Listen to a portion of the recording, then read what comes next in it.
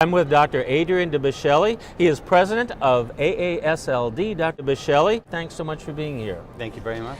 Now, you were the moderator of a recent plenary session that the AASLD held. Can you talk about the major topics that were discussed? Yeah, so this was the AASLD plenary, and as we often like to do within AASLD, we had some basic science presentations and some clinical presentations.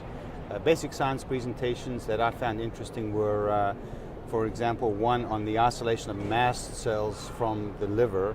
Turns out mast cells may actually contribute significantly to liver injury and fibrosis in diseases like PSC. This was sort of news to me. On the clinical front, a lot of this whole meeting actually is about hepatitis C and the revolutions in the treatment of hepatitis C. So we had two abstracts that related to that on some of the new drugs, their use, the outcomes of the treatment trials, and so on. Do you anticipate guidelines for these new direct-acting antivirals to be incorporated soon? Well, actually, the AASLD has already issued, we call it a guidance. So one of the drugs, sofosbuvir, was approved in December, and we had a published guidance in January, which has been widely read, but there are more drugs coming, and as the new drugs come, that's one of our goals, is to be able to update this guidance in real time. What do your members tell you, the members who have elected you, what do they tell you about treating patients with Hep C and not seeing those terrible side effects? They're very excited about the prospect of doing that. They're tired of all the time and effort in dealing with the patients and their side effects, and of course the patients themselves are so many of them have put off treatment, not wanting to deal with those side effects. So it's an amazingly exciting and revolutionary time in hepatology and treating hepatitis C.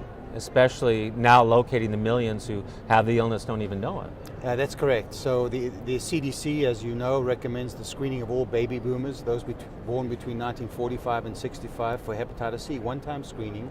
The idea being they may not have symptoms, but if we can find them through a blood test, then we can offer them a treatment that's effective and easy.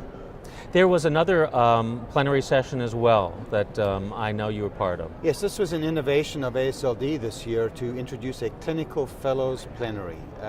It falls in line with our goal of fostering young investigators, and these were 6 abstracts that were very highly ranked anyway to begin with, but we clustered them together, and there was a wide variety of presentations, but all fascinating to me. I was in the audience, and it was lovely to see a group of young, enthusiastic investigators talking among themselves before the session and after the session. It was fantastic. I enjoyed it. It's got to be very exciting for them because they're in a field that is changing.